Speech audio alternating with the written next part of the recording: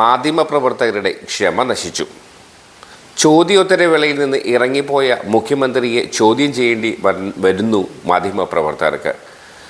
ഇരട്ടച്ചങ്കനായ മുഖ്യമന്ത്രി ഒടുവിൽ തോറ്റുമടങ്ങി തിരിച്ചു വരേണ്ട അവസ്ഥയും ആയിരിക്കുന്നു. ചുരുക്കി പറഞ്ഞാൽ ഇരട്ടച്ചങ്കൻ്റെ പഴയ ചങ്കൂറ്റമൊക്കെ കൈവിട്ടു പോകുന്നു എന്നൊരു സംശയം. എന്തായാലും അദ്ദേഹം തിരിച്ചു വന്ന് ഉത്തരം പറയാൻ കാണിച്ച ആ ഒരു ശൈലി, ആ ഒരു സ്റ്റൈല് വളരെയേറെ ശ്രദ്ധിക്കപ്പെടുന്നു. എന്തായാലും അതിലൊരു പരാജയഭീതി അല്ലെങ്കിൽ ഒരു പരാജയത്തിൻ്റെ ഒരു സ്വരം അതിൽ ഉണ്ട് എന്നതൊരു വ്യക്തമാണ്. എന്തായാലും പഴയതുപോലെ മുഖ്യമന്ത്രി പിണറായി വിജയൻ്റെ ആ ഒരു ആ ഒരു ആജ്ഞ അത്രയ്ക്കങ്ങോട്ട് ഏൽക്കുന്നില്ല എന്നാണ് ഈ വീഡിയോ തെളിയിക്കുന്നത്. അദ്ദേഹത്തിൻ്റെ ആ ഒരു ക്ലിപ്പിംഗ് നമുക്കൊന്ന് കാണാം.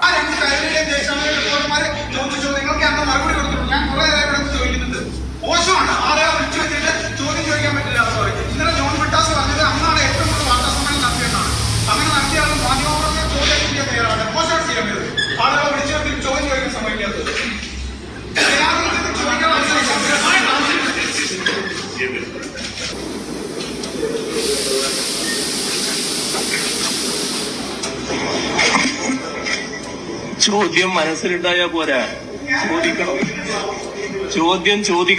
ചോദ്യം മനസ്സിലുണ്ടായാൽ പോരാ. ഇവിടെ ചിലർക്ക് ചില ഉദ്ദേശങ്ങളുണ്ട്. ആ ഉദ്ദേശമാണ് ഇപ്പൊ പ്രകടമായത്. ഇത് ഏതെങ്കിലും വാർത്താ സമ്മേളനത്തിൽ കാണുന്ന കാര്യമാണോ? നിങ്ങൾ എല്ലാവരും ചോദിച്ചു, നിങ്ങൾ ഏത് മാധ്യമപ്രവർത്തകരാണെന്ന് ഞാൻ ചോദിച്ചില്ല. ആ ചോദ്യത്തിന് ഞാൻ മറുപടി പറഞ്ഞു. ആ മറുപടി വിശദമായിട്ട് പറഞ്ഞു. അതല്ലേ ഉണ്ടായത്. നിങ്ങളെല്ലാവരും കേട്ടിരിക്കല്ലേ. നിങ്ങളെ ചിലരുടെ മനസ്സിൽ ചോദ്യം ഉണ്ടാവും. ആ ചോദ്യത്തിന് നിങ്ങൾ ചോദിച്ചാലേ ഉത്തരം പറയാൻ പറ്റൂ. എല്ലാവർക്കും ചോദ്യം ചോദിക്കാനുള്ള പത്രസമ്മേളനത്തിൽ അവസരം കിട്ടിയെന്ന് വരുമോ? അപ്പൊ സമയം കഴിഞ്ഞു. അതുകൊണ്ടാണ് ഞാൻ അവസാനിപ്പിക്കുന്നത്.